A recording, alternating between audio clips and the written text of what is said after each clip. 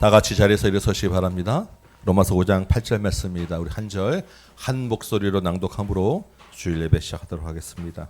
함께 있습니다. 우리가 아직 죄연대에 있을 때 그리스도께서 우리를 위하여 죽으심으로 하나님께서 우리에 대한 자기의 사랑을 확증하셨느니라. 아멘. 고맙고 감사하신 아버지 하나님, 죽을 우리가 하나님의 크신 사랑과 은혜로 예수를 믿고 하나님 앞에 서게 되었습니다. 이 예배를 기뻐 받아 주옵시고 이 예배 가운데 그 구원의 기쁨과 감격이 있는 예배 되게 하여 주옵시고 우리의 찬양으로 하나님이 영화롭게 되는 예배 되도록 인도하여 주옵소서.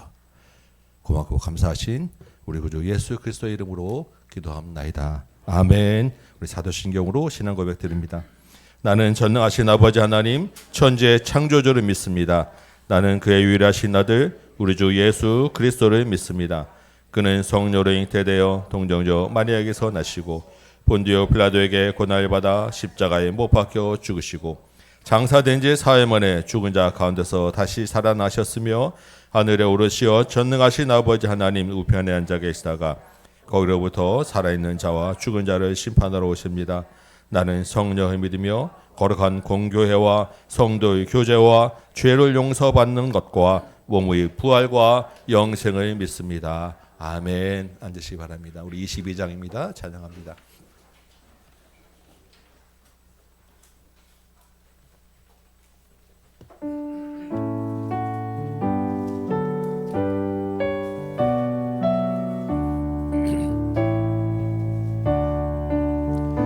만유 예수 앞에 감사를 드리고 박영매하면서 찬송을 부르세. 내 맘 열어 한 소리로 기뻐 주를 찬양하라. 영원한 그 나라 주 다스리시니 생명의 열쇠는 주님의 것이라. 내 맘 열어 한 소리로 기뻐 주를 찬양하라. 죄짐을 벗을 후 주 앞에 가리니 마음에 영원한 기쁨이 넘친다. 내 맘 열어 한 소리로 기뻐 주를 찬양하라. 참 소망 가지고 그날을 기리며 주 다시 오실 때 기쁘게 마시리. 아멘. 내 맘 열어 한 소리로 기뻐 주를 찬양하라.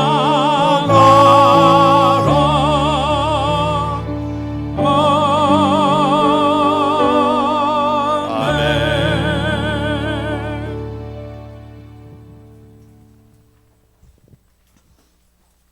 사랑과 은혜가 풍성하신 하나님 아버지, 오늘도 저희를 예배의 자리로 부르시고 주님의 얼굴을 구하게 하시며 찬양과 말씀과 기도를 통하여 살아계신 하나님을 깊이 만나게 하시니 감사와 찬송을 올려드립니다. 저희가 드리는 예배를 기쁨으로 받아주시고 말씀으로 충만하게 하여 주시옵소서. 예배 가운데 임하시는 주님의 평강이 삶의 자리까지 이어지게 하시고 오늘의 감격과 감사가 저희의 한 주간을 이끄는 힘이 되게 하여 주시옵소서. 저희의 부족함을 고백하며 회개합니다. 삶의 중심에 하나님을 두기보다는 저희 뜻을 앞세우며 살았던 모습을 돌아봅니다. 사랑보다는 판단이 앞섰고 기도보다는 염려로 가득했던 마음을 주님 앞에 내려놓습니다. 말씀과 기도에 게을렀던 시간을 회개하오니 성령께서 저희 안에 다시 불을 지펴주시고 처음 사랑으로 돌아가게 하여 주시옵소서. 주님의 은혜로 이끌림 받는 자로서 거룩함과 정직함을 회복하게 하여 주시옵소서. 나라를 위하여 기도드립니다. 불안한 세계 정세와 급격히 변해하는 사회적 환경 속에서도 이 땅이 하나님의 은혜 안에 거하게 하여 주시옵소서. 법과 질서가 바로 서게 하시고 사회 곳곳에 정의와 공의가 흐르게 하셔서 억울한 이 없고 소외되는 이 없으며 생명이 존중받는 나라가 되게 하여 주시옵소서. 세계 각국에서 수고하시는 선교사님을 기억하사 그들의 사역에 열매가 풍성하게 맺히게 하시고 물질적으로 어려움을 겪지 않게 하시고 가정에 평안을 주시며 지치지 않게 날마다 새 힘을 주시옵소서. 다음 교회를 위하여 기도드립니다. 다음 교회가 이 땅의 어두움을 밝히는 빛과 같은 교회가 되게 하여 주시옵소서. 말씀 위에 든든히 세워지고 기도가 살아있는 교회가 되게 하시며 섬김과 사랑으로 이웃을 돌보는 따뜻한 공동체가 되게 하여 주시옵소서. 다음 세대를 향한 거룩한 책임을 다하게 하시고 지역사회를 돕는 교회로 세워 주시옵소서. 말씀을 전하시는 담임 목사님과 두 분 목사님을 축복하여 주시옵소서. 성령의 충만함을 허락하셔서 말씀을 선포하실 때마다 하늘의 권세가 임하게 하시고 성녀들의 심령이 회복되고 살아나는 시간이 되게 하여 주시옵소서. 목사님들의 영육간의 강건함을 붙들어 주시고 가정에도 동일한 평강과 은혜를 더하여 주시옵소서. 이 시간 예배를 위하여 찬양하고 섬기는 모든 이들을 기억하여 주시옵소서. 찬양팀의 찬양을 기쁘게 받아주시고 보이지 않는 곳에서 봉사하는 모든 손길 위에도 하나님의 크신 위로와 기쁨을 더하여 주시옵소서. 예배를 통하여 하나님께서 홀로 영광 받으시고 저희 모두는 은혜의 감격 가운데 거하게 하여 주시옵소서. 이 모든 말씀 우리를 구원하신 예수 그리스도의 이름으로 감사하며 기도드립니다. 아멘.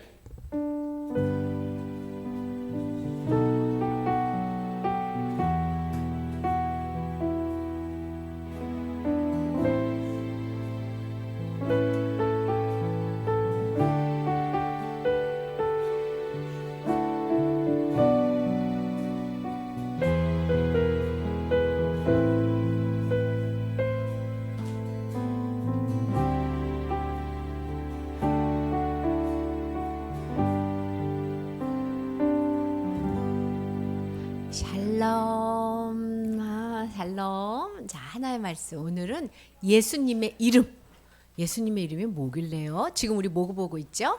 사도행전 말씀. 사도행전에서 누가 오셨어요?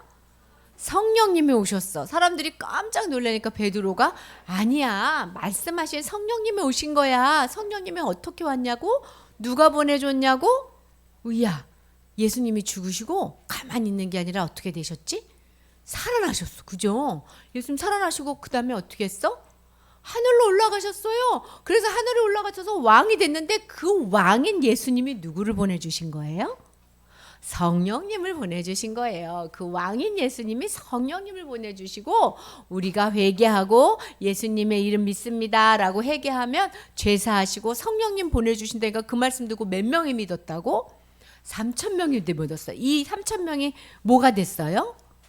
교회가 된 거예요. 그래서 그 교회 이름이 뭐였지? 예루살렘 교회가 된 거예요. 그래서 예루살렘 교회들은 다 성령으로 충만함을 받아가지고 그 안에 성령님이 있으니까 어떻게 됐을까? 성령님 있는 사람은 하나님 말씀을 듣고 싶어해. 성령님 있는 사람은 예배 드리고 싶어해. 성령님 있는 사람은 서로 사랑하고 싶어해. 성령님 있는 사람은 어떻게 할까요? 자꾸 예수님을 전하게 되고 그 수가 자꾸 늘어나는 거예요. 이게 성령님 믿는 사람들이야. 그날 이렇게 예루살렘 교회가 막 있을 때 베드로하고 요한이 무슨 일을 한 날이었냐면 3시에 뭐 했냐면 습관에 따라서 맨날 3시만 되면 기도하러 성전을 갔어요. 3시에 왜 성전에 갔을까? 3시에는 제사장들이 번제를 드리는 시간이었거든. 그러니까 사람들이 모여가지고 자꾸 기도하는 시간이었으니까 베드로하고 요한도 자 우리도 기도하러 가자. 기도하는 습관을 따라서 기도하러 3시에 예배 기도하러 갑시다 하고 가고 있는데 이번에 갑자기 누가 딱 보이냐면 안전뱅이가 보이는 거예요. 늘 여기 있었는데 그날따라 안진뱅이가 크게 보였어. 크게 보여가지고 베드로하고 요한은 이 안진뱅이를 뭐냐면 어렸을 때부터 못 걸었어.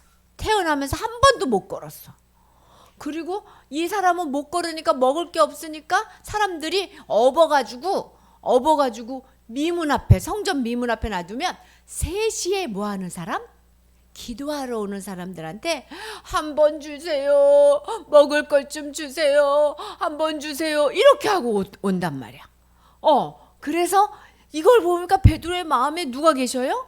성령님 계셨지. 그러니까 베드로가 보니까 이 사람도 하나님이 만드신 사람인데 이 사람도 하나님이 사랑할 텐데. 그래서 베드로가 안진뱅이를 보고 나를 봐라 이랬어. 그러니까 안진뱅이가 오예. 왜 오해했을까? 오예, 나한테 뭐 주려고 하나 보다? 돈 주려나 보다. 야, 신난다. 나를 봐라 하면서 주니까 많이 줄 건가 봐. 그리고 딱 보면서 오늘 밤에는 이 돈으로 배 안 고프고 밥 사 먹을 수 있겠다. 맨날 배고팠는데. 이렇게 생각했을 거야. 오예 하고 보는데 베드로는 하나님의 사랑으로 보는데 안진뱅이는 돈 좀 주세요 하고 보고 있었어. 어떤 일이 일어났을까요? 베드로가 갑자기 안진뱅이의 손을 턱 하고 잡는 거야. 뭐야? 손에 돈이 있나? 아무것도 없는데 왜 내 손을 잡고 그러지? 베드로가 깜짝 놀라서 보고 있는데 베드로가 나는 금과 은 돈은 하나도 없어요. 저런, 아무것도 없다니. 그런데 왜 보라고 그랬지? 그러고 있는데 금과 은은 없지만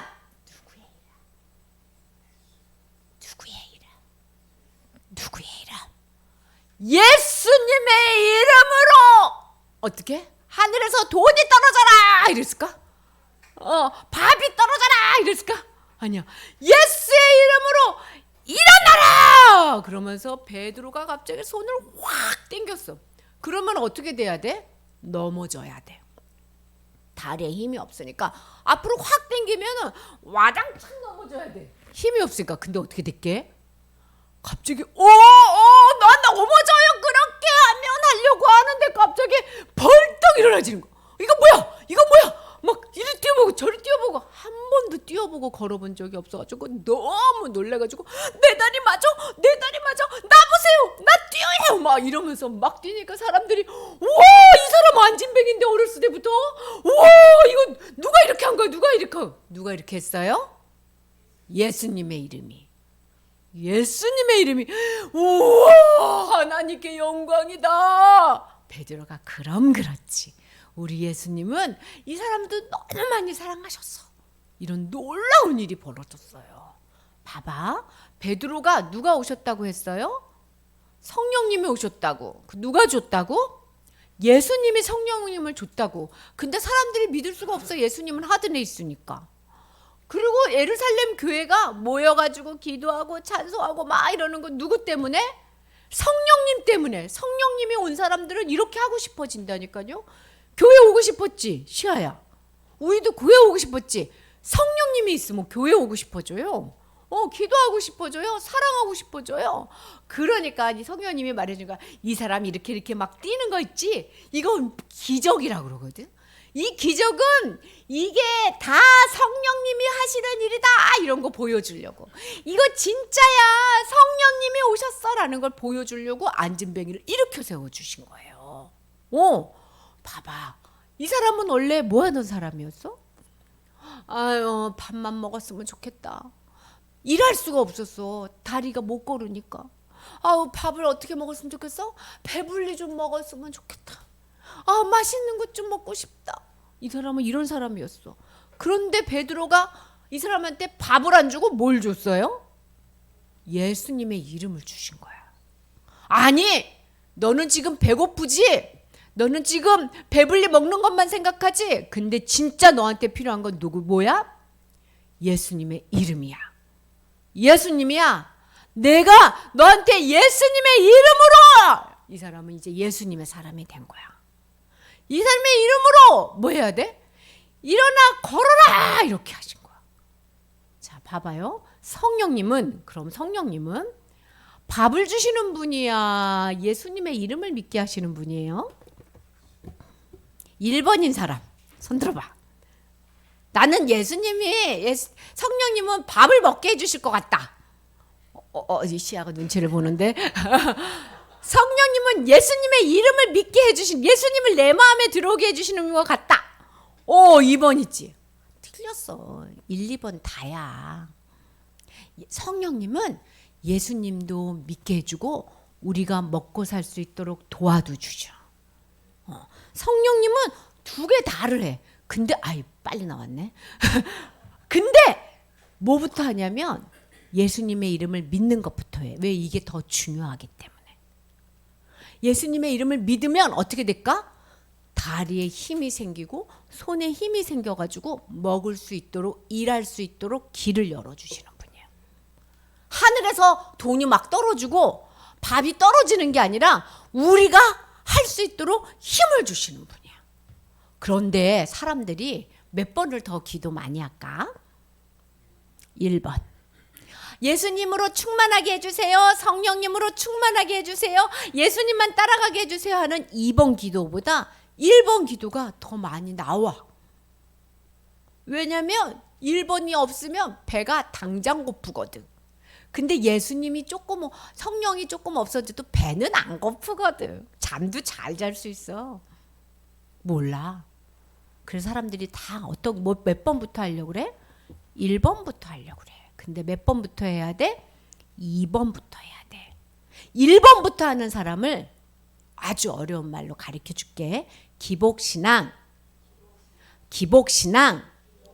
복만 바라는 신앙이야. 1번을 하는 사람은. 근데 사람들이 2번을 해요. 그런데 진짜로는 1번을 하는 사람이 있어. 이건 예수님이 다 알아. 이거를 예수님이 예수님의 이름을 망령되이 일컫는 사람이라 그래. 2번 해야 돼. 2번 하면 1번은 저절로 탁 붙는 거예요. 자, 예수님의 이름으로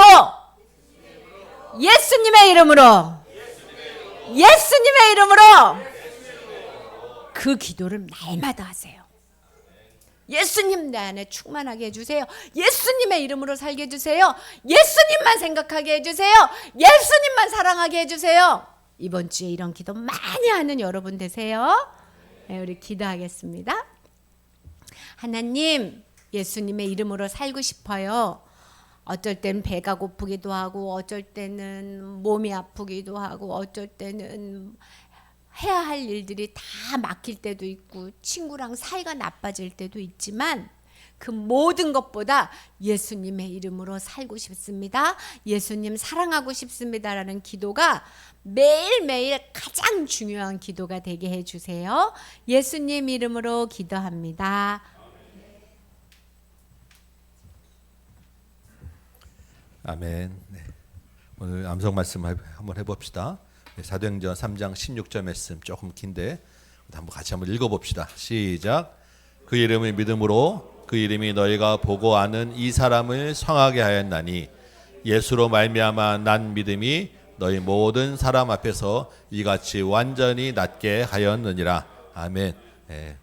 구걸하던 안전뱅이를 이렇게 세운 다음에 베드로가 그 말씀 가지고, 그 장면 가지고 설교한 장면이 말씀이에요. 우리 한번 같이 외워보도록 합니다. 예수의 이름을 믿고 그 예수의 이름으로 그 난 믿음이 우리를 또한 온전히 성하게 하는 줄 믿습니다. 안전뱅이뿐만 아니라 우리도 고치고 우리도 완전하게 하는 줄 믿습니다. 한번 외워보시기 바랍니다.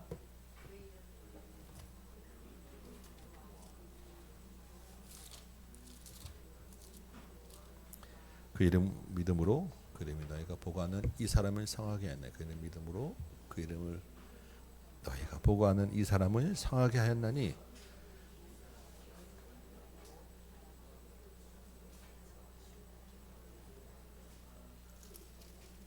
예수로 말미암아 난 믿음이 너희 모든 사람을 이같이 완전히 낫게 하였나니라.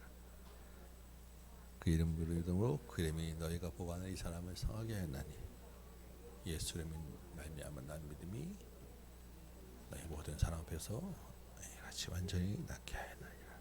예수로 난 믿음이 너희 모든 사람 앞에서 앞에서 이것이 완전히 낫게 하였나니.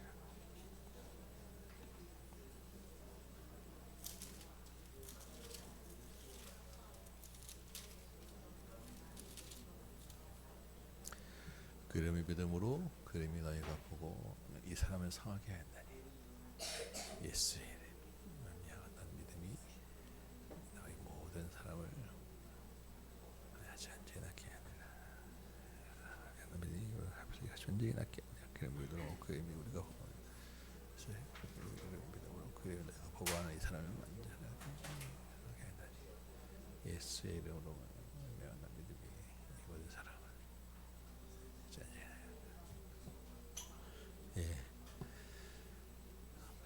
너희가 보고하는 이 사람을 성하게 하였나니.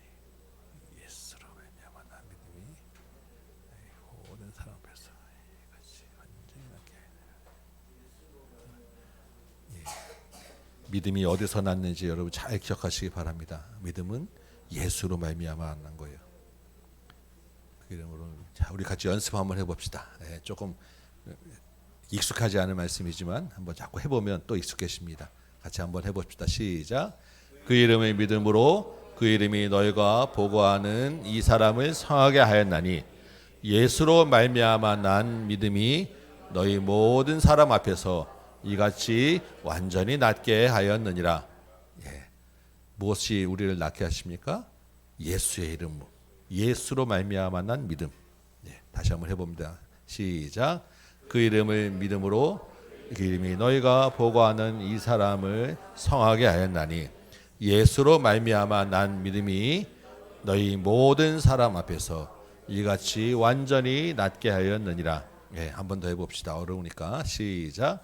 그 이름의 믿음으로 그 이름이 너희가 보고하는 이 사람을 성하게 하였나니.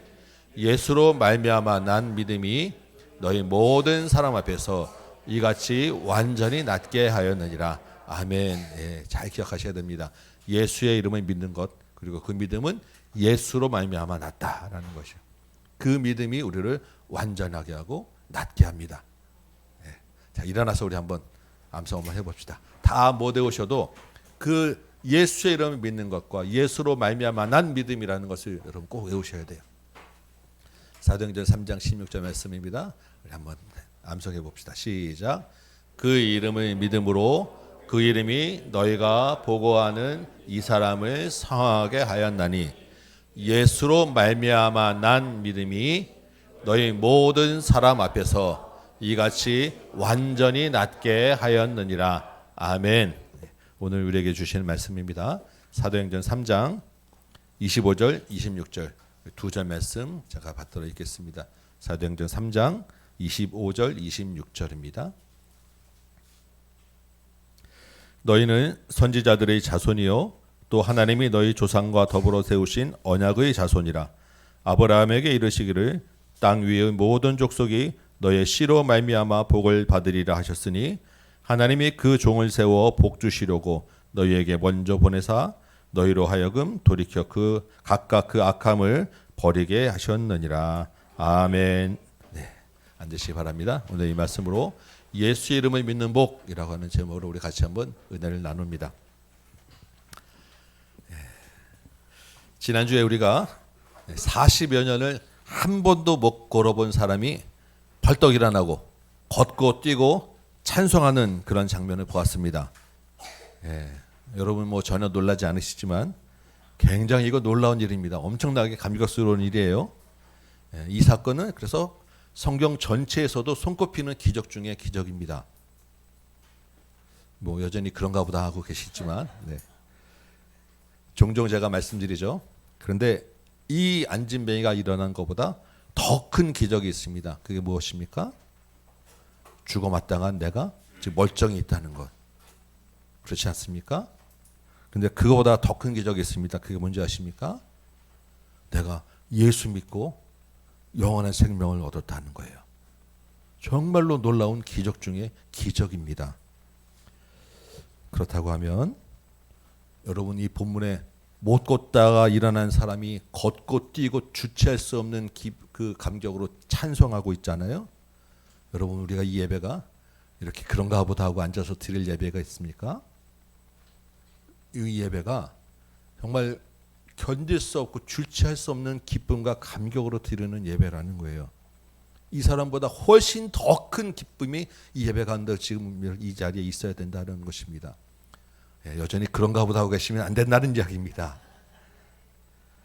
여러분 안에 주님의 은혜가 이미 충만히 있는 줄 믿습니다. 아멘.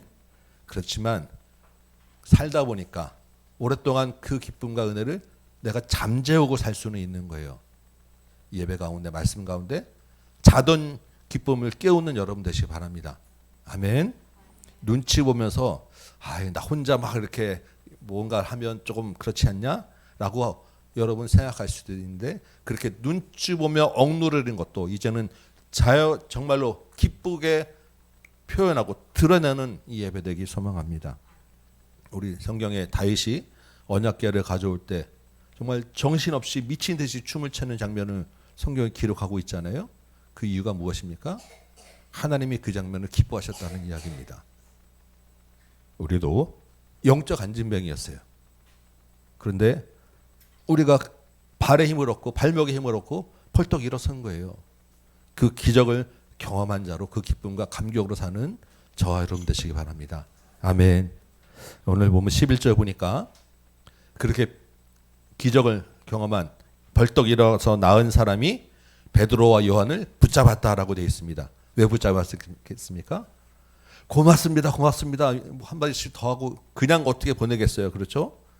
붙잡고 고맙다고 하고 이제부터 내가 당신 쫓아다니겠습니다라고 인사하고 정말로 그 베드로와 요한을 따라다니는 아마 제자가 되었을 거예요. 그렇지 않겠습니까? 그런 이야기하면서 막 붙잡고 있으니까 주변에 누가 있습니까? 기도하러 왔다 갔다 하는 많은 사람들이 있단 말이에요. 이 사람들이 그 장면을 보고 사람들이 하나둘씩 모여드는 거예요. 그래서 그 모여든 사람이 어디로 가냐면 그 성전 뜰의 바깥에 보면 솔로몬의 행각이라고 하는 장소가 있습니다. 여기는 누구나 다 들어올 수 있는 그런 장소인데 이렇게 지붕이 덮여 있어서 성전에 많은 사람들이 모일 때 주로 여기 많이 모이는 우리 뭐 광화문에 뭐 모인다 하는 것처럼 이렇게 뭐 성전에서 모일 때 주로 많이 모이는 것이 이 솔로몬의 행각이에요. 여기에 이제 사람들이 다 모여든 것입니다. 사람들이 모여서 웅성웅성 하겠죠. 와, 베드로와 요한 저 사람들 정말 대단하다. 우와, 놀랍다. 정말 이 베드로와 요한이 순간 대스타가 된 거예요. 그렇게 막 웅성거리며 사람들이 모여 있는 것을 보고 베드로가 뭐라고 이야기하냐면 12절 후반부에 있습니다. 뭐라고 이야기합니까? 왜 우리를 주목하여 보느냐? 왜 나를 보느냐라는 거예요. 내가 한 일 아니다라는 것입니다. 나는 베드로는 뭐예요? 예수의 이름의 도구라는 거예요. 내가 한 것이 아니라 예수의 이름이 한 것이고 나는 그냥 수단과 도구에 불과했다라고 왜 그런데 나를 주목하느냐라고 지금 이야기하는 것입니다. 사실 베드로는 충분히 그럴 만한 자격도 있고 능력도 있는 사람이었어요. 내설만 하고 베드로 안에서 또한 사람들이 그렇게 막 쳐다보게 되면 잠깐 이렇게 좀 고개 한 번씩 끄떡끄떡 그러줄 만한 그런 유혹이 왜 없겠습니까? 근데 그 순간에 철저하게 나 대신에 예수님을 앞세우는 거예요. 여러분 우리 중에 자기 이름 드러나고 인정받고 칭찬받는 거 싫어하는 사람이 누가 있겠습니까? 그리고 내가 이만큼 했다라는 내 수고를 알아주지 않으면 그만큼 서운하고 순간적으로 기분 나쁜 분노가 일어나는 건 아니겠어요? 저희 부친은 이제 군인이셨는데 가끔 가다가 목사님 설교 듣고 집에 와서 화를 내세요. 목사님이 전쟁은 하나님께 속한 것이야. 이 얘기만 하시면 집에 와서 화를 내시는 거예요. 아니, 군인이 목숨 걸고 싸우는데 왜 하나님이 싸우신다고 내가 그 수고하고 애쓴 것은 알아주지 않는다고. 목사님들이 자꾸 그런 얘기하기 때문에 이 사람들이 안보의식이 흐려진다고. 집에 와서 이제 우리 어머니한테 이런 얘기를 종종 하셨다고 그래요. 저도 그 얘기했는데 제 설교 되면서 그 어머니가 아들이 한 얘기하라고 이제 그런 얘기를 하셨다는 이야기를 합니다. 여러분 사람의 수고와 자랑은 아무리 대단하더라도 하나님 앞에서 아무것도 아니다라는 것을 여러분 기억하셔야 됩니다. 사실은 이 앞에서는 제가 이런 유혹에는 더 큰 어려움이 있습니다. 하나님께 영광을 돌린다라고 말할 그 순간조차도 마음속에는 나도 조금 알아주면 좋겠다. 끝나고 나갈 때 은혜 받았습니다. 뭐 이런 얘기 좀 들었으면 좋겠다라는 마음이 같이 들 때가 분명히 있는 거예요. 철저하게 주님이 쓰시는 도구와 수단이 되어야 합니다. 늘 주님을 앞세우는 저 여러분 되시기 바랍니다. 아멘. 그래서 여러분들이 저를 이렇게 많이 안 알아주는 게 저는 고마워요. 예. 자꾸 얘기해 주시면 저도 시험 듭니다. 그렇죠? 예. 우리 서로 주님 앞에 주님만 내세우는 저 여러분 되시기 바랍니다. 이 말씀을 보면서 한 가지 또한 생각나는 것이 있는데, 우리가 이렇게 주님의 선한 도구로 사용되어져야 되는데요, 순간적으로 자칫하면 악의 도구로도 사용되어질 때가 있다라는 것입니다. 어느 한 목사님 말씀에 이런 제가 참 공감이 됐다라는 그 말씀이 있어서 소개해드리는데, 이 목사님이 평소에 늘 세 가지를 기도를 하신대요. 첫 번째는 나와 내 가족이 악의 도구가 되게 하지 않도록 기도하시고, 두 번째는 내 앞에 걸림돌이 아니라 디딤돌이 있게 해달라고 늘 그냥 날마다 기도하는 제목이 그렇다는 거예요. 세 번째는 영육 간의 건강에서 내가 남의 신세 지지 않고 부담 주지 않게 해달라고 세 가지를 날 기도하신대요. 아, 그 참 좋다, 듣기 좋다, 그리고 공감이 되고 동감이 되더라고요. 여러분, 좋은 건 어떻게 해야 됩니까? 따라해야죠. 그래서 여러분께 소개해드리니까 여러분도 같이 한번 그렇게 늘 기도하시면서, 뭐 길지도 않잖아요, 그죠? 악의 도구가 되게 하지 않게 해 주옵소서. 걸림돌이 아니라 디딤돌이 있게 해 주옵소서. 영육 간의 강건에서 다음에 신선한 부담 주지 않게 하여 주옵소서. 그냥 우리 평소의 삶 가운데서 이런 기도가 그냥 날마다 하게 되면 주님 앞에서 참 이렇게 선하다라는 생각이 듭니다. 로마서 6장 13절에 보니까 너희 지체를 불의의 무기로 죄에게 내어주지 말라라고 하는 말씀이 있습니다. 이 말은 순간적으로 우리가 불의의 무기로 내어주는 일이 있다라는 것입니다. 사탄이 우리를 사용해서 악의 도구로 쓸 때가 있다라는 거예요. 언제 그러겠습니까? 순간적으로 욱하고 올라올 때. 그래서 그냥 무심코 한두 마디 내뱉는 한 마디, 순간적으로 욱해서 그냥 내 마음대로 확 내질리는 그런 작은 행동 하나, 순간적으로 이 정도는 괜찮게 채고 작은 일 불이 하나 그냥 슬쩍 넘어가는 것, 이런 것들이 상처를 주고 악의 도구로 사용되어지는 일들이 분명히 있다라는 것입니다. 여러분, 가룟 유다에게 사단이 들어서 예수를 팔 마음을 넣었어요. 그래서 가룟 유다가 예수님을 십자가에 못 박도록 예수님을 팔았죠. 하나님은 가룟 유다가 아니더라도 어떤 방법으로도 예수님이 십자가에서 죽으시고 이 땅에서 우리를 구원하신 일을 하실 거예요. 근데 그 일에 가룟 유다는 사단의 마음에 들어온 그 충동에 넘어가서 악의 도구로 사용되는 불행한 일을 겪었다라는 것입니다. 우리가 날마다 이런 악의 도구가 되지 않는 선한 도구로 사는 것을 위하여 여러분 기도하셔야 돼요. 나와 내 가족이 선한 도구로 악의 도구가 되지 않게 해달라고 기도하시고, 중요한 것은 교회도 악의 도구로 되지 않도록 기도하셔야 합니다. 여러분, 교회가 세상에 생명을 전해야 되는 교회가 세상에 불편함을 주고 세상의 교회 때문에 힘들다고 하면 되겠습니까? 여러분, 주일에 주차하시기 힘드시죠? 근데 여기 우리 동물병원에서 이제 가끔가다 연락이 와요. 그래서 아침에 되는 것은 괜찮은데 12시 반 넘으면 좀 빼달라라는 이야기를 종종 합니다. 여러분, 불편하시더라도 동물병원에 계시면 우리가 세상에 악의 도구로 교회가 옆에 있는데 교회 때문에 힘들다라는 이야기는 들으면 안 되는 건 아니겠어요? 또 주변에 이제 여러 군데 되시다 보면 좀 불편한 일이 있을 것이고 뭐라고 하는 사람이 있을 것이고 그것 때문에 여러분 마음에 상할 수도 있는데, 같이 우리가 악으로 또한 분으로 같이 대하다 보면 우리가 교회의 이름으로 자칫 상처를 줄 수 있습니다. 여러분, 조금 힘드시더라도 조금 낮춰주시고 손해를 보시는 여러분 되시기 바랍니다. 아멘. 예, 다시 본문을 좀 봅시다. 베드로가 왜 우리를 주목하여 보느냐? 이 기적은 내 힘과 내 능력이 아니다라고 이야기했으면 그 다음에 무슨 얘기를 해야 됩니까? 누가 이런 일을 했는지를 설명해 줘야 되잖아요. 그래서 베드로가 지금 그 이야기를 하는 거예요. 예수의 이름의 능력을 전할 기회가 생긴 것입니다. 자기 자랑을 내세우지 않으니까 생명의 그 복음을 전할 기회가 생기고 선한 도구로 사용되어지더라라는 것입니다. 내가 손해를 보니까, 내가 내 자랑을 감추니까, 예수의 이름을 앞세우니까 거기에 선한 도구로 사용될 길이 열리더라라는 거예요.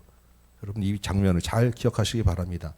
그래서 이제부터 베드로가 순간적으로 복음을 전할 기회가 생기니까 또 어떻게 해야 돼요? 설교해야죠. 두 번째 베드로의 설교를 지금 이제 사도행전이 기록하고 있습니다. 예수님을 베드로는 어떻게 소개할까요? 크게 세 가지를 이야기합니다. 오늘 본문 좀 긴데 쭉 이렇게 보시면서 따라오시기 바랍니다. 크게 세 가지로 예수님을 소개하는데 첫 번째는 13절에 있습니다. 하나님의 종이에요. 이 종은 그냥 종이 아니라 고난받는 종이라고 이야기를 해요. 그래서 고난받았다가 다시 영화롭게 하는 종. 이게 어디 있냐면 이사야서에 있는, 유대인들은 너무나도 잘 아는 메시아에 대한 그 말씀입니다. 고난받는 종, 하나님의 종. 그렇게 예수님을 소개하고, 두 번째로는 14절에 있습니다. 거룩하고 의로운 이라고 소개를 해요. 예수님은 거룩하고 의로운 이다. 유대인들에게 거룩하고 의로운 이 누구냐면 하나님이에요. 그러니까 예수님 건 누구라고요? 하나님이다라고 이야기하는 거예요. 하나님이 보내신 메시아인데 동시에 또한 하나님이다라고 소개를 하는 거예요. 15절에는 뭐라고 이야기합니까? 예수님을 생명의 주다라고 이야기하는 거예요. 그 하나님이 메시아가 되어서 구원을 베푸시는 분, 생명을 주시는 분이라고 소개하고 있는 것입니다. 그 하나님이 누구냐? 아브라함과 이삭과 야곱의 하나님, 우리 조상들의 하나님이 예수님을 메시아로 보내시고 그 메시아를 통해서 생명을 주게 하셨다라고 지금 그 예수님에 대한 아주 중요한 핵심들을 이야기하는데, 이게 우리는 조금 이 말이 조금 어려웠고 감이 뭘지 모르겠지만 유대인들에게는 아주 분명하게 들어오는 그 아주 선명한 그런 이야기였다라는 것입니다. 그런데 13절에서 15절에 예수님을 소개하면서 또한 베드로가 무슨 얘기를 합니까? 그 예수를 너희가 죽였다. 그 예수를, 하나님이신 예수를, 메시아이신 예수를 너희가 죽였는데 그것도 아주 비열한 방법으로 죽였다라는 거예요. 너희가 직접 나서지 않고 뒤에 숨어서 로마 총독과 로마 군대의 힘을 빌려서 죽였고, 로마 총독이 풀어주려고 하는 것도 너희가 나서서 아니 살인자 바라바를 풀어주세요라고 하면서 예수님을 십자가에 못 박게 했다라고 지금 이야기하는 것입니다. 그 이야기는 무엇입니까? 너희가 살인자야. 너희가 예수를 죽인 죄인이야 라고 지금 직격탄을 날려버리는 거예요. 여러분 베드로의 첫 번째 설교를 기억하십니까? 그 첫 번째 설교에서도 핵심이 무엇입니까? 너희가 예수를 죽였다라는 거예요. 그 이야기를 듣고 우리가 어찌할꼬 탄식하고 회개하게 되지 않았겠습니까? 지금 여기서도 마찬가지예요. 베드로 설교에 지금 첫 번째는 예수님은 하나님이시고 메시아인데 그 예수를 너희가 죽였다라고 지금 이야기하는 것입니다. 너희가 예수를 죽였다고 할 때 그 이야기를 듣는 대부분의 사람들이 마음에는 무슨 생각이 떠오르겠어요? 나는 거기 없었는데, 나는 그 일 하지 않았는데, 내가 직접적으로 그 회의에 들어간 것도 아니고 내가 못을 박은 것도 아닌데 라고 하는 생각이 왜 안 들겠습니까? 그래서 17절에 보면 뭐라고 얘기하냐면 베드로가 너희가 모르고 한 일이야 라고 얘기해줘요. 그때 너희도 너희 관리도 그런 줄 모르고 했던 일이야 라고 이야기해 줍니다. 그런데 모르고 한 일이라고 해서 그 죄가 없어지냐고요. 모르고 한 일이라고 해서 나는 관계없다고 해서 죄 없다 할 수 있는 일이겠냐는 것입니다. 그건 아니라는 거예요. 여러분 지금도 이렇게 전도하고 밖에 나가면 세상 사람들이 예수를 믿지 못하는 가장 큰 첫 번째 장벽이 뭐냐 하면 당신이 죄인이라고 하는 말을 받아들이지 못하는 거예요. 거기서부터 복음이 시작돼야 되는데 내가 죄인이다라고 하는 말이 들어올 수가 없어요. 내가 왜 죄인이냐라고 그 장벽을 넘어서져야 예수가 들어갈 수 있는데 거기서 막히는 것이 가장 첫 번째입니다. 여러분 우리는 어떻습니까? 우리야말로 예수님의 십자가와 아무 관계 없잖아요. 2000년 전의 일이고 민족도 다르고 우리가 예수를 죽였습니까? 그런데 성경은 뭐라고 이야기하면 그 너희 안에 너희가 예수를 죽였다고 하는 그 너희 안에 우리도 있다라는 이야기를 하는 거예요. 여러분 다 버버씨도 사실 정말 착한 사람들인데 그런 착함 가지고는 우리의 죄 문제를 해결할 수 없는 죄인이다라는 이야기를 하는 것입니다.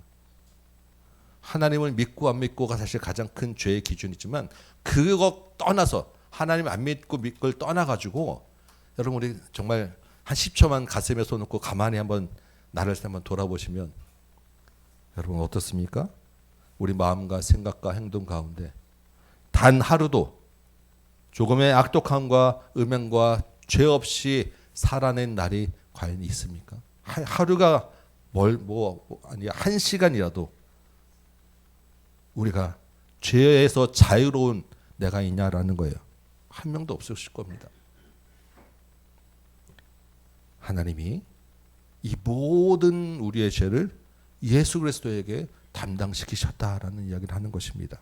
2000년 전의 유대인의 죄이나 저와 여러분의 모든 죄가 그 예수 그리스도의 죽음에 다 포함되어 있다라는 거예요. 인간 스스로는 그 죄 문제를 해결할 수 없기 때문에. 그래서 18절에 뭐라고 이야기하십니까? 하나님이 이 인간의 죄 문제 해결할 수 없는 것을 미리 아시고 예수 그리스도를 죽게 하는 그 일을 하셨다라고 베드로가 지금 이야기해 주고 있는 거예요. 그런데 여러분 예수님이 십자가에 죽으신 다음에 어떻게 되었습니까? 그걸로 끝이 아니잖아요. 그래서 15절에 보니까 하나님이 어떻게 하셨다고요? 예수를 죽은 자 가운데서 다시 살리셨으니 죽음 후에 부활하게 하셨다라는 것입니다. 인간의 죄를 대신해서 죽었지만 그 죽음으로 끝난다고 하면 그 예수도 역시 죄인 중에 하나로 끝났을 텐데 그 예수를 다시 살아나게 하심으로 죄 없이 함을 받게 하셨다라고 이야기하는 것입니다. 그게 19절에 있는 말씀이에요. 예수 그리스도의 죽음으로 그리고 부활하심으로 죄 없이 함을 얻었다라는 것입니다. 이 죄 없이 함을 얻게 된 그 결과가 뭐냐면 새롭게 되었다라고 19절 이야기해요. 새롭게 되는 날을 얻었다. 이 새롭게 되었다, 새롭게 되는 날이라고 하는 것은 숨을 새롭게 쉴 수 있게 되었다. 새로운 숨을 쉴 수 있게 되었다라는 말입니다. 그 말이 무슨 말이냐면 안식하게 되었다라는 말이에요. 참된 평안과 참된 쉼을 얻게 되었다. 왜냐하면 그 전까지는 죄에게 매여 있었고 죄에게 눌려 있었기 때문에 죄에게 끌려다녔기 때문에 죄가 주는 숨을 쉬면서 정말 고통 가운데 있었는데 예수님이 십자가에서 죽으셨다가 부활하심으로 그 나를 메고 있던 것이 다 풀어졌으니까 이 답답하게 목을 죄는 것이 풀어졌으니까 새로 숨을 쉴 수 있게 되었다. 그래서 내가 안식하게 되었다. 편안하게 되었다라는 이야기를 하는 거예요. 여러분 죄 문제가 해결되고 우리는 안식을 얻은 자입니다. 그렇죠? 그런데 여러분 세상이 어떻습니까?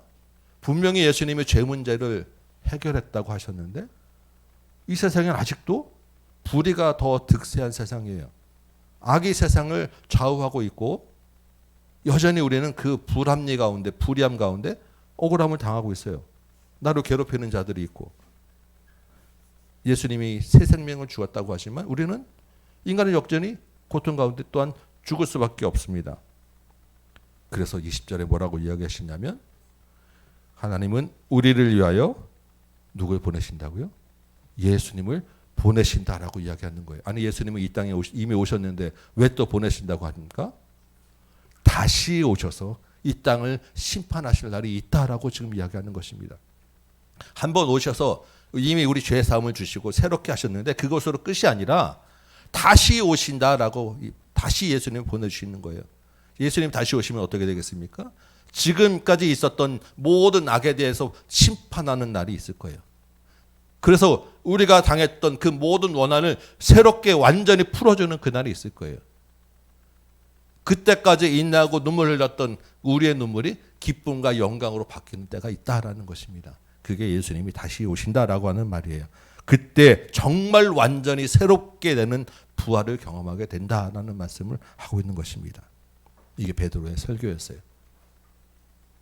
베드로의 설교를 요약해 보면 예수님은 하나님이고 오리라고 예언된 메시아였다라는 것이고, 그런데 그 예수를 너희가 죽였다라는 것이고, 너희가 죽인 그 예수님을 하나님이 다시 살리셨다라는 거예요. 그래서 어떤 결과가 있었냐?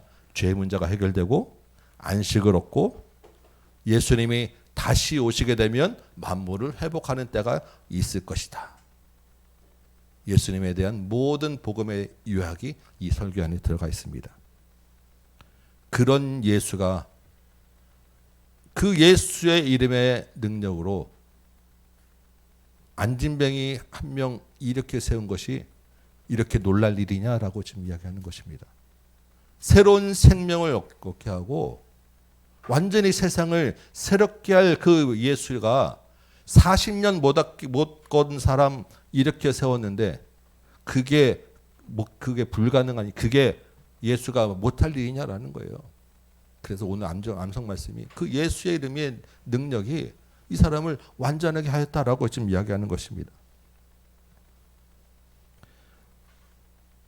그래서 22절 이하에서 이 예수님은 유대인들이 잘 아는 구약에서 이미 예언되어 있다고, 모세와 같은 선지자고 사무엘 이후에 모든 선지자들이 다 예언한 분이고 아브라함에게 약속하신 그 복의 자손이고, 이런 설명을 쭉 해주죠. 이제 이 설교를 다 들었어요. 유대인들이 예수는 그런 분이구나. 그런데 그 예수를 내가 죽였구나라고 이 말을 딱 들었으면 유대인들에게는 어떤 반응이 나와야 되겠습니까? 그 마음에 성령이 움직이면 그러면 우리가 어찌할꼬? 그러면 우리가 어찌할꼬라는 반응이 나오게 되는 거예요. 그래서 베드로가 그러면 우리가 어찌할꼬라고 하는 그 백성들에게 뭐라고 얘기했습니까? 회개하라. 그리고 죄 사함을 받으라. 그리고 성령을 선물로 받으라. 이게 첫 번째 설교 아니었습니까? 똑같아요. 베드로가 두 가지를 이야기하죠. 19절에 어떻게 하라고요? 회개하라고. 그리고 18절에는 그 예수의 이름을 믿어라라고 이야기합니다. 이게 두 가지예요. 회개와 믿음. 회개는 돌이키는 것입니다. 믿음은 그 예수의 이름을 정말로 믿는 거예요. 근데 이 회개와 믿음이 별개가 아니라 같은 거예요. 별도의 사건이 아니라 내가 회개한다는 것, 내가 돌이킨다라는 것은 예수의 이름을 믿는 것입니다. 내가 죄인이라는 것을 인정하고 내가 내 죄를 예수님이 대신하셨다라는 것이 회개고 그게 믿음이에요. 그래서 예수님이 회개한 나의 죄를 대신했을 때 그때 나도 내 죄, 옛 사람은 죽고 이제는 내 안에 새롭게 되어서 예수만 살고 있습니다. 그래서 예수가 나의 주인입니다. 이제는 내가 예수만 따르는 예수님의 자녀입니다. 예수님의 종입니다. 이게 믿음이고 회개 아니겠습니까? 그래서 이제는 온전히 예수만 의지하고 살겠습니다. 이게 회개입니다. 이게 믿음이에요. 여러분 안에 이 예수의 이름을 믿는 믿음이 있는지 믿습니다. 예수 이름이 나를 죄에서 건지셨다라는 것, 예수의 이름 외에는 다른 구원받을 만한 이름이 전혀 없다라는 것, 그 예수의 이름으로 완전히 새 사람이 되었다는 것, 여러분 안에 이 믿음이 있는지 믿습니다. 아멘? 아멘입니까? 아멘. 그러면 그 예수님이 언젠가 다시 오셔서 완전히 새롭게 하실 것이다라는 것도 우리가 믿을 수 있는 거예요. 그렇겠죠? 그런데 우리가 한 가지 좀 생각을 해봐야 될 것은, 분명히 그 예수님의 이름이 우리를 새롭게 하시고 나의 주인이고 구원이라는 것을 우리가 믿는데 그 믿음이 어디서 왔냐라는 거예요. 여러분이 믿는다고 하는 그 믿음이 어디에서 났습니까? 여러분 스스로의 믿음입니까? 여러분이 가지고 있는 성경에 대한 지식이 여러분을 믿게 하셨습니까? 아니면 세상의 어떤 지식이 여러분을 믿게 하셨습니까? 속으로 나는 믿어라고 나에게 계속 주입해서 저절로 믿게 되었습니까? 아니면 안 믿어지지만 믿습니다 하고 외치다 보니까 믿게 되었습니까? 나의 믿음을 어디서 왔는지 누가 검증하고 누가 보장해 주는, 그것을 어떻게 내가 믿는다라는 것을 이야기할 수 있느냐는 거예요. 그렇지 않겠습니까? 그래서 오늘 암송 말씀 우리 아까 제가 말씀드렸죠. 중요한 이야기가 들어있다고. 16절 보니까 베드로가 이렇게 이야기하죠. 이 믿음이 어디서 왔다고요? 예수로 말미암았다는 거예요. 내가 믿는 줄 알았는데 믿음의 뿌리가 예수님에게 시작되었다라는 것입니다. 내가 믿는 것 같지만 나로 말미암은 그 믿음이라는 게 여러분 얼마나 흔들리고 보잘것없는 믿음인지 여러분 내 스스로 잘 알지 않겠어요? 내가 그렇게 믿을 만한 존재라고요. 내가 믿는다고 할 때 그 믿음이 얼마나 그 보잘것없고 연약한 믿음이겠습니까? 그런데 내가 나에게서 난 말미암은 믿음이 아니라 예수 그리스도로 말미암은 믿음이기 때문에 이 믿음이 진짜라는 거예요. 그러니까 나는 사실은 내가 믿지만 믿어진다라는 게 정말 그 맞는 표현입니다. 나도 모르게 믿어지게 되었다. 예수의 이름으로 예수로 말미암아서 내 마음에 믿음이 생기게 되고 그 믿음이 나를 죄에서 돌이키게 하고 그 믿음이 나를 예수로 의지하게 만들었다라는 거예요. 그러니까 믿음의 대상도 예수고 믿음의 시작도 예수고 믿음의 뿌리도 예수에 있다라는 것입니다. 예수로 말미암는 믿음이기 때문에 죄에서 돌이키는 회개가 있고 예수로 말미암은 믿음이기 때문에 안진뱅이가 일어날 수 있었다라는 이야기입니다. 그래서 여러분 믿음이 무엇입니까? 나의 자랑이 아니라는 거예요. 베드로가 왜 나를 주목하여 보느냐 이 말을 하는 것은 믿음이 자기에게서 그 능력이 자기에게서 난 것이 아니다라는 것이 너무도 분명했기 때문입니다. 믿음은 전적으로 하나님의 은혜요 선물일 수밖에 없는 거예요. 그래서 여러분 오늘 예배 시작할 때 읽었던 로마서 5장 8절 말씀 제가 여러분 같이 읽고 나눴을 거예요. 너무너무 중요하고 너무너무 좋아하는 말씀입니다. 잘하는 말씀이죠. 우리가 아직 죄인 됐을 때 그리스도께서 우리를 위하여 죽으심으로 하나님께서 우리에게 대한 자기의 사랑을 확증하셨느니라. 이게 이 말씀이 있기 때문에 내 믿음이 진짜구나, 내 안에 예수의 믿음이 있구나라는 보장이 되는 것이고 이 믿음이 흔들리지 않는 믿음이다라는 이 확신을 우리가 가질 수 있는 거예요. 여러분 그래서 우리는 자랑할 게 없어요. 칭찬이나 인정받으려고 우리가 내세울 게 없어요. 왜 우리를 주목하여 보느냐라고 하는 말은 정말로 그냥 겸손해서 하는 말이 아니라 겸손한 척하려고 하는 말이 아니라 진짜 그렇게 나오는 말이고 우리의 고백이 되어야 하는 말입니다. 우리의 믿음이 예수 그리스도에게 나왔다는 말도 참으로 놀라운 말인데 오늘 본문에 보니까 또 하나의 놀라운 말이 있어요. 우리 25절 보면 뭐라고 되어 있습니까? 하나님의 은혜와 선물로 예수 믿고 회개한 사람을 25절에는 언약의 자손이라고 이야기를 해요. 이 말은 하나님의 약속이 있는 사람이다라는 것입니다. 하나님께서 약속을 주셨다라는 거예요. 이스라엘 백성들은 자기들만 혈통으로 언약의 자손이 되는 줄 알았어요. 그런데 오늘 본문에 보니까 애초에 처음에 아브라함에게 언약의 자손에 대한 약속을 주실 때 아브라함의 씨로 말미암아 모든 족속의 복을 받으리라라고 하셨다라는 거예요.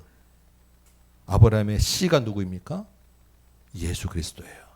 이게 여러 명이 아니라 단순 한 사람 예수 그리스도를 말하는 것이고 이 예수 그리스도를 통해서 모든 족속의 복을 받게 될 것이야. 예수 그리스도를 통해서 모든 족속이 하나님의 언약의 자손이 될 거야 라고 약속하셨다라는 것입니다. 예수를 믿는 모든 사람, 예수로 말미암아 난 믿음을 가진 모든 사람에게 하나님이 약속하신 복이 있다라고 지금 이야기해 주시는 것입니다.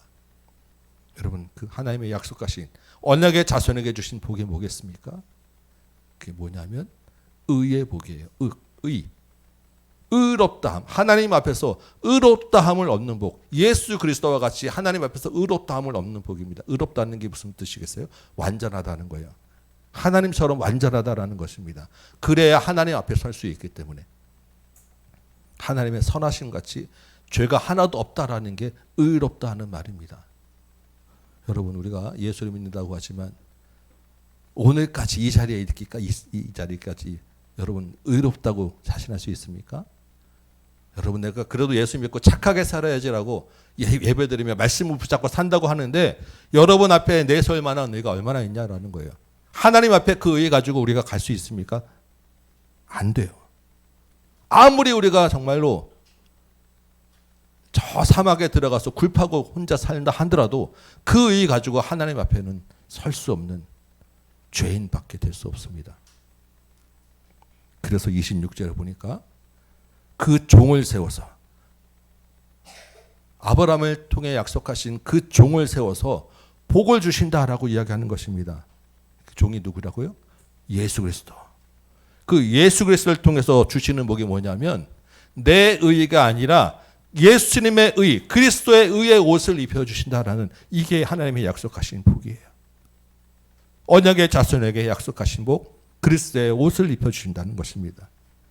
그래서 내 의로는 하나님 앞에서 완전하고 의로울 수 없지만 그리스도의 의의 옷을 입으면 하나님 앞에 설 수 있는 의롭게 됨을 입었다라고 우리는 말씀을 통해서 받는 것입니다.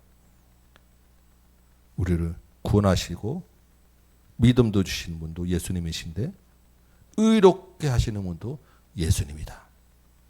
그래서 우리는 어떻게 해야 합니까? 늘 예수를 의지할 수밖에 없는 거예요. 늘 예수를 주로 삼을 수밖에 없는 것입니다. 감사한 것은 내가 어떻게 하느냐에 따라서 이 옷이 벗겨졌다 다시 입혔다 하지 않는다라는 거예요.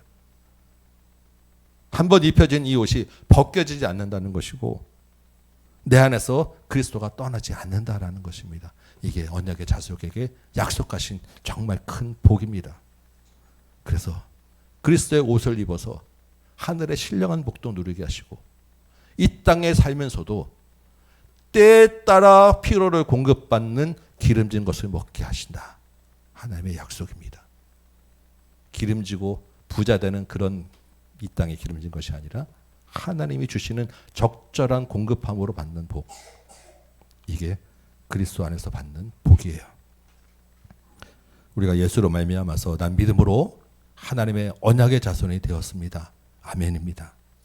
그래서 그러면 하나님의 자손으로 약속의 자손으로 복을 받은 우리는 어떻게 살아야 되느냐? 우리 15절 말씀 보니까 베드로가 설교마다 또 하는 말이 뭐냐면 이 일에 우리가 증인이다 라고 이야기해요. 이 일은 뭐겠습니까? 예수 그리스도의 부활이에요. 예수 그리스도의 십자가입니다.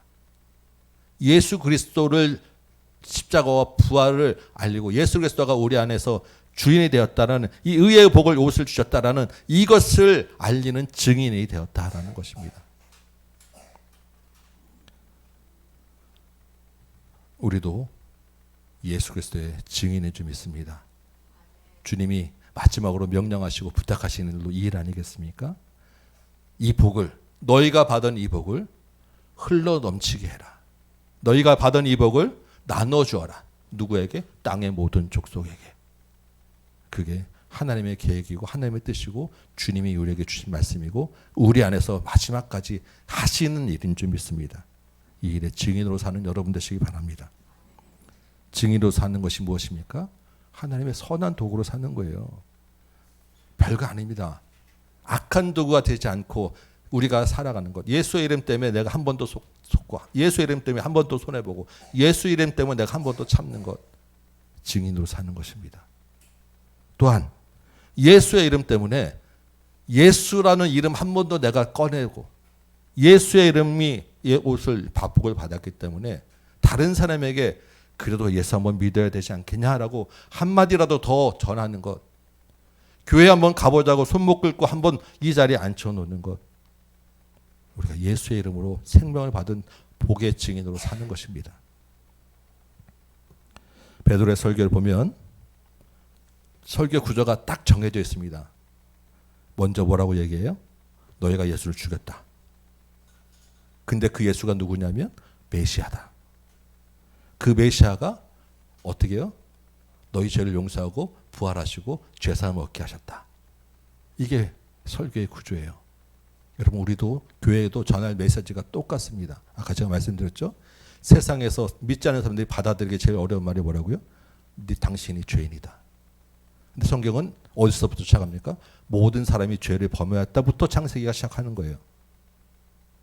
이 모든 사람이 죄를 범하였다라는 것이 선포되고 인정되어야 그 다음에 복음이 가는 것입니다. 그래서 교회가 전할 메시지의 첫 번째는 당신이 죄인입니다라는 것입니다. 모든 사람이 죄인입니다. 죄의 결과는 사망입니다.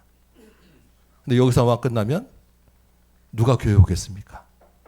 그리고 당신이 죄인이다라고 비난하고 비판하는 것은 누구나 다 할 수 있는, 세상에 다 할 수 있는 거예요. 근데 교회는 사망을 선포하는 것이 아니라 생명을 주는 것이잖아요. 그래서 그 다음을 이야기해 줘야 되는 것입니다. 그리스도가 우리 죄를 대신하여 죽으셨습니다. 그래서 그 그리스도가 부활하셨습니다. 그 부활로 우리가 참된 생명을 얻게 되었습니다. 그 부활이 이제 여러분을 초대합니다. 우리와 같이 언약의 자손으로 살아갑시다. 이게 우리의 복음의 메시지고 베드로의 설교고 우리의 전할 바라는 거예요.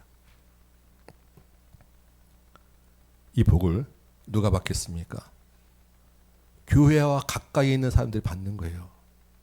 교회에 다니는 사람과 가까이 있는 사람이 받을 복이 이 복입니다.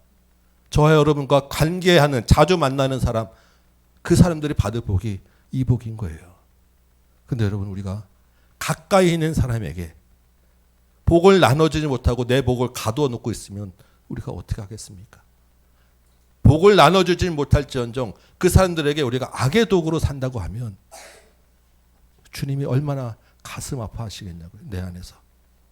우리가 악의 도구가 되지 않도록 기도해야 되는 이유이고, 우리가 해마다 12월 되면 새생명 최총잔치를 하잖아요. 여러분 작정하는 거 부담스러우실 거예요. 그럼에도 불구하고 해야 되는 것이, 이유가 여기에 있는 것입니다. 우리가 증인으로 살기 때문에.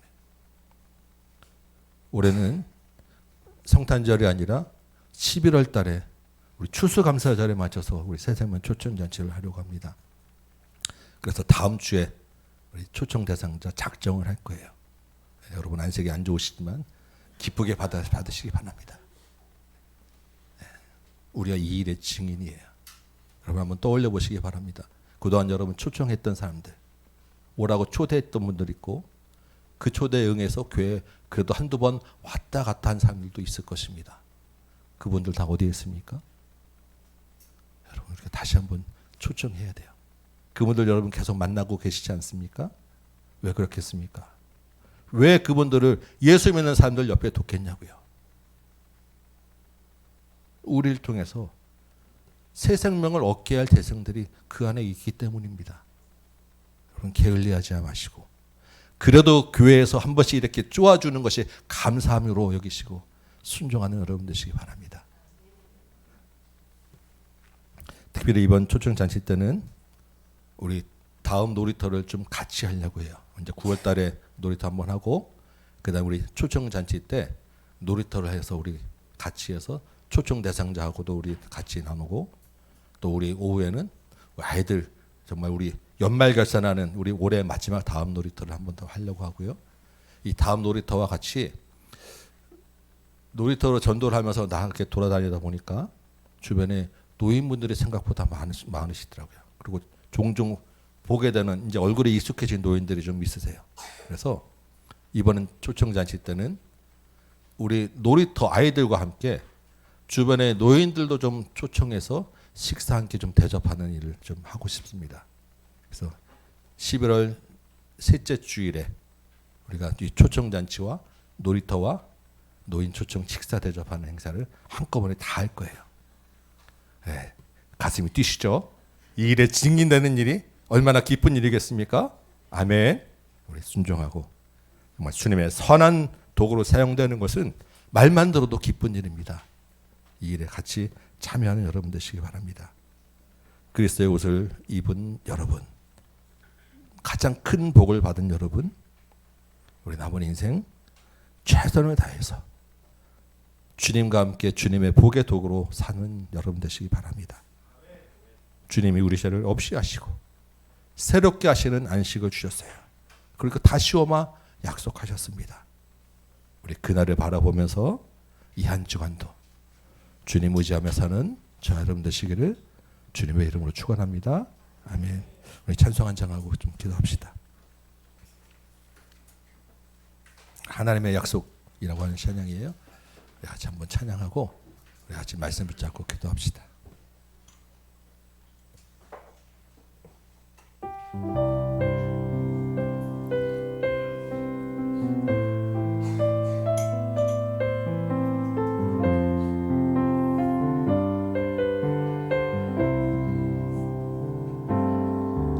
여호와는 너에게 복을 주시기를 원하며 너를 지키시기를 원하시며 여호와는 그 얼굴을 너를 향하여 드사 은혜와 평강 주시기 원하노. 아멘. 여호와는 너에게 복을 주시기를 원하며 너를 지키시기를 아멘. 예수 그리스도의 의의 복을 주실 믿습니다. 이미 그 복을 받은 언약의 자손인 줄 믿습니다. 아멘. 여호와는 그 얼굴을 너를 향하여 드사 새롭게 되는 은혜와 안식을 허락하셨습니다. 주시기 아멘. 원하노라. 너를 보배롭고 존귀하네. 우리 안에 있는 예수 그리스도의 옷으로 우리가 존귀하게 되었습니다. 아멘. 하나님이 내 삶 속에서 이 약속을 진실하게 이루시니 땅에 기름진 것으로 하늘에 신령한 것으로 너를 지키시고 지키실 하나님이 아멘. 너의 영혼 잘 되도록 은혜 베푸시며 평강으로 인도하시리. 하늘에 신령한 것으로 땅에 기름진 것으로 너를 복주시고 지키실 하나님이 너의 영혼 잘 되도록 은혜 베푸시며 평강으로 인도하시리. 아멘. 우리 말씀 붙잡고 한번 기도합시다. 우리 기도하시면 어떤 화면에 띄워드립니다. 주님, 이제 나를 자랑하지 않고 오직 예수만 자랑 삼고 살게 하여 주옵소서. 나와 내 가족과 우리 교회가 악의 도구가 아니라 주님의 뜻을 이루는 선한 도구로 살게 하여 주옵소서. 나 같은 죄인을 구원해 주시고 예수 믿게 하셨는데 주님, 내가 자꾸 다른 주인 섬기고 살아갑니다. 나를 용서하여 주옵시고 이제는 그리스도의 옷을 입은 복받은 자로 살게 하여 주옵소서. 우리 예수만 주임 삼고 살게 하여 주옵소서. 기도하시고 이제는 나로 인해서 그 그리스도의 의의 복이 흘러넘치고 나누어지고 우리 새세명 초청잔치 때 작정한 영혼들을 초대하고 구원하는 역사를 경험하게 하여 주옵소서. 우리 네 가지 기도 제목들 가지고 말씀 생각하며 주님 이름 부르고 같이 한번 기도하시겠습니다. 주여, 아버지여, 주님의 은혜를 구합니다. 주 아버지는 주께 우리가 말씀을 주셨는데 주님, 이제는 내가 나만 자랑하지 아니하고 주님, 이제는 예수의 이름을 자랑 삼고 살게 하여 주옵소서. 주님, 왜 나를 주목하느냐고 베드로가 아버지 하나님 세상 사람들에게 외쳤을 때 아버지 하나님 그 마음에 왜 유혹이 없었겠습니까? 주님, 이 강단에 쓰는 제 마음에 주여 아버지 하나님 주님의 영광을 가로채고 내가 칭찬받고 영광 받으러 가는 욕심과 유혹에 자꾸 들어서게 됨을 고백합니다. 주여 아버지 하나님 세상의 칭찬과 인정을 아버지 하나님 내가 자꾸 바라보게 됩니다. 숫자를 바라보고 사람을 바라보게 되는 것을 고백합니다. 주여 아버지 하나님 이제는 세상 바라보지 아니하고 사람 바라보지 아니하고 칭찬과 인정 받지 아니하고 내가 주님 영광 가로채지 아니하고 오직 예수 그리스도만 내세우게 하여 주옵소서. 예수의 이름만 자랑 삼게 하여 주옵소서. 예수만 나의 능력이 되게 하여 주옵소서. 왜 나를 주목하여 보느냐고 담대하게 예수의 이름을 내세우는 주님 그러한 믿음 있는 자들 도와주옵소서. 아버지 하나님 주께서 또한 이렇게 나를 구원하시고 내 가족을 아버지 하나님 구원하시고 예수 믿게 하셨습니다. 아버지 하나님 우리가 아버지 하나님 하나님의 뜻을 이뤄드리는 선한 도구로 사는 것이 아니라 아버지 하나님 아직도 내가 분을 참지 못하고 아직도 내가 아버지 하나님 하나님께서 아버지 하나님 유혹에 빠지면서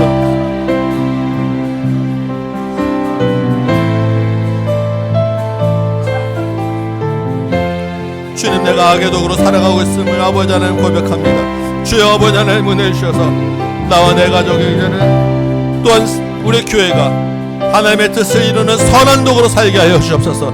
사단이 우리 마음속에 충동하는 악의 도구로 아버지 하나님 빠지지 아니하도록 나를 붙잡아 주시고 우리 가족을 붙잡아 주시고 우리 교회를 붙잡아 주옵소서. 아버지 하나님 나 같은 죄인도 주께서 구원해 주시고 나의 죄를 대신해서 십자가를 지셨고 그 부활하심으로 나를 새롭게 하셨는데 아버지 하나님 내가 아직도 연약하여 자꾸 아버지 하나님 다른 주인을 찾아보고 아버지 하나님 내가 예수 이름 외에 다른 것 자랑하려고 하고 내가 아버지 하나님 주인이 되려고 합니다. 아버지 하나님 이제는 주님 예수만 주임 삼고 살게 하여 주옵소서. 예수 그리스도의 의의 옷을 입은 자로 살게 하여 주옵소서. 주님의 의의 옷을 입은 자로 거룩하고 흠없는 자로 아버지 하나님 예수 이름으로 드러나고 살게도록 도와주옵소서.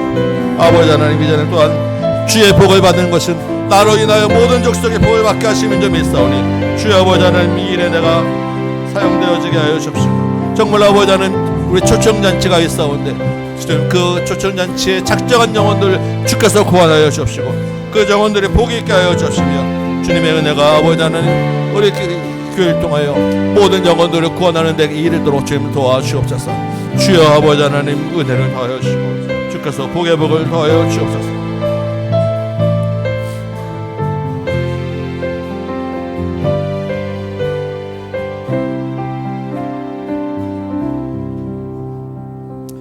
아버지 하나님 하나님의 크신 은혜 예수 그리스도의 사랑과 그 희생으로 우리가 이 자리에 서게 되었습니다. 온전히 주님의 은혜여 선물인 줄 믿사오니 이제는 나를 자랑하지 말게 하시고 내가 주인 삼지 말게 하시고 다른 것 바라보지 아니하고 오직 예수만 자랑하게 하여 주옵소서. 예수 그리스도의 의의 옷을 입은 자로서 거룩하고 성결하게 살게 하여 주옵시고 예수만 주인 삼고 살게 하여 주옵소서. 이 일에 우리가 증인으로 부름받을 줄 믿사오니 주님 세상을 향하여 악의 도구가 되지 아니하고 하나님의 복음을 전하는 선한 도구로 살게 하여 주옵소서. 특별히 우리가 새생명 초청잔치를 작정하고 놀이터를 통하여 노인들과 아이들을 또한 주님 앞으로 인도하며 대접하고자 마음을 먹었사온데 주님의 선한 뜻인 줄 믿사오니 이 뜻에 순종하는 자들 되게 하시고 우리를 통하여 놀라운 구원의 역사가 이루어지는 것을 보게 하시고 하나님의 영광을 드러내는 이 기회 되도록 도와주옵소서. 수고하고 했으며 이 땅에 기름진 것들 주께서 허락하셔서 그것 가운데 가장 좋은 것 구별하여 예물 드렸사오니 이 예물 또한 하나님의 증인으로 사는 것에 사용되어지는 놀라운 은혜가 있게 하시고 드린 모든 손길들 가운데 하나님이 공급하시는 은혜가 충만히 경험되어지도록 도와주옵소서. 예수님의 이름으로 기도합나이다. 아멘. 우리 시간에 우리 성찬 예식 같이 진행합니다. 주님의 의의 옷을 입었다는 것을 우리가 이 땅에서 기억하도록 주님이 친히 제정하여 주신 예식입니다. 이 예식 가운데 떡과 잔을 들면서 예수 그리스도의 살과 피가 내 안에 실제로 경험되어지는 이 시간 되기를 소망합니다.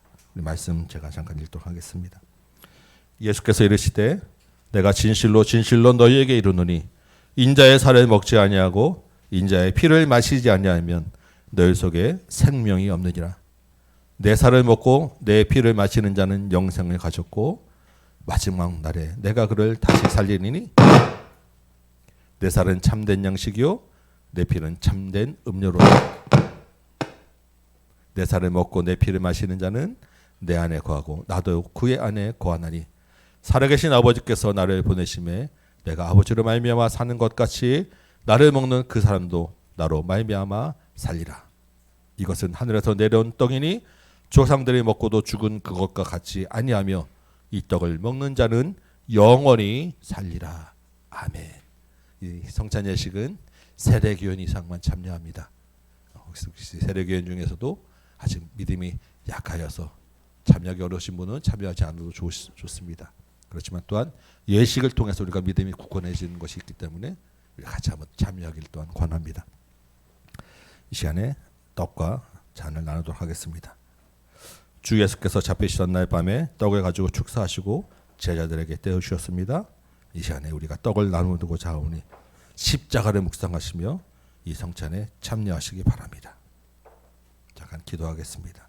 이것은 너희를 위한 내 몸이니 이것을 행하여 나를 기념하라고 하셨습니다.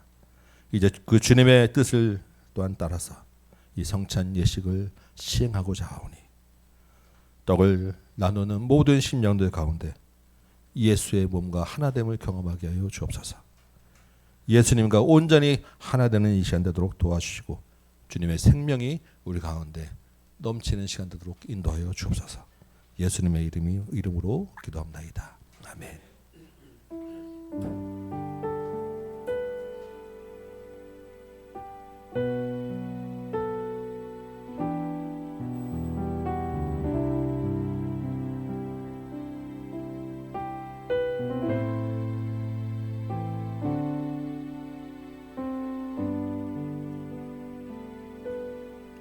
네, 주님께서 식후에 잔을 가지시고 축사하신 후에 제자들에게 주시며 가라사대 이 잔은 나의 피로 세운 새 언약이니 이것을 행하여 마실 때마다 나를 기념하라 라고 하셨습니다.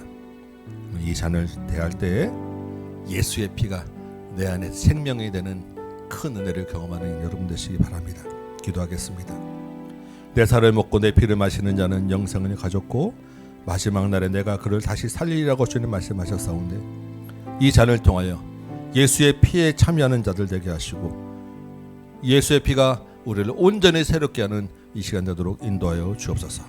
예수님의 이름으로 기도합나이다. 아멘.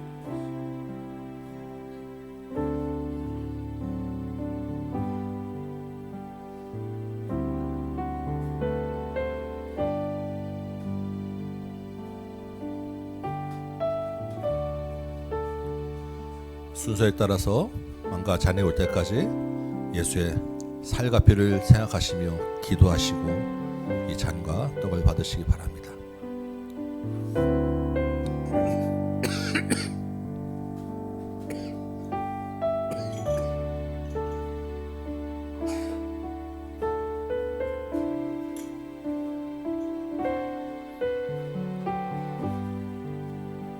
주 아버지, 이 예식 가운데 주님의 은혜가 있게 하여 주옵소서.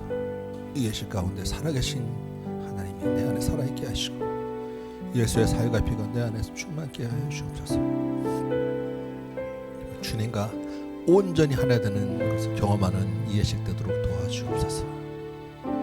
우리 심령대마다 예수의 살과 피가 우리 안에 있사오니 이제는 예수의 살과 피로 사는 내게 하시고 예수의 살과 피만 내 입과 내 삶 가운데서 드러나도록 인도하여 주옵소서. 주여 은혜를 더하여 주옵소서.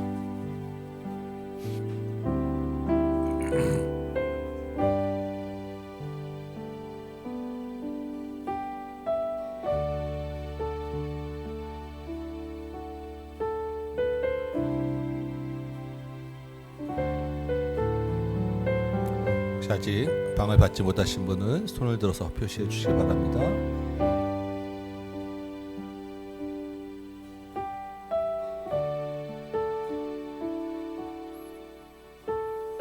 주님,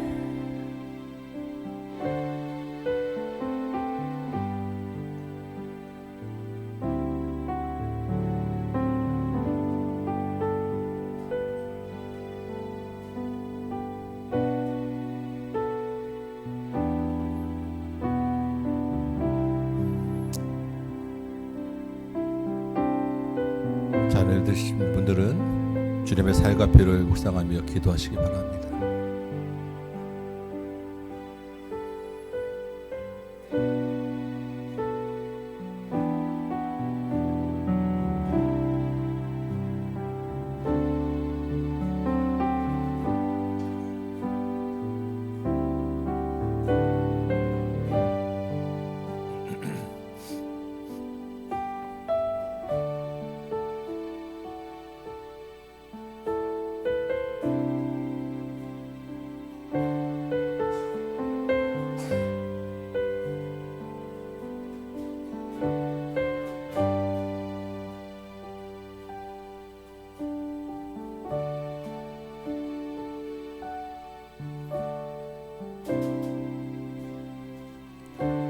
보혈을 지나 같이 찬양합니다. 보혈을 지나 하나님 품으로 보혈을 지나 아버지 품으로 보혈을 지나 하나님 품으로 한 걸음씩 나아가. 아멘. 존귀한 주보혈, 존귀한 주보혈이 내 영을 새롭게 하시네. 존귀한 주보혈이 내 영을 새롭게. 아멘. 보혈을 지나 보혈을 지나 하나님 품으로 보혈을 지나 아버지 품으로 보혈을 지나 하나님 품으로 한 걸음씩 나가네. 아멘. 주님의 말씀을 따라 주님의 살과 피를 먹고 마셨나이다. 우리 안에 예수의 살과 피가 온전히 흐르게 하여 주옵소서. 주님과 완전히 하나 된 자로 살게 하여 주옵소서. 예수 그리스도의 의의 옷을 입은 자로서 주님만 의지하며 주의 뜻을 따라 살게 하여 주옵소서. 이제는 우리 구주 예수 그리스도의 은혜와 하나님 아버지의 크고 무한하신 사랑하심과 성령님의 감화 감동 역사하심이 여기 있는 모든 심령들 머리 위에, 각 가정 위에, 주의 몸된 제단 위에, 조국교회와 선교의 현장 위에 이제부터 영원토록 함께 계실지어다. 아멘.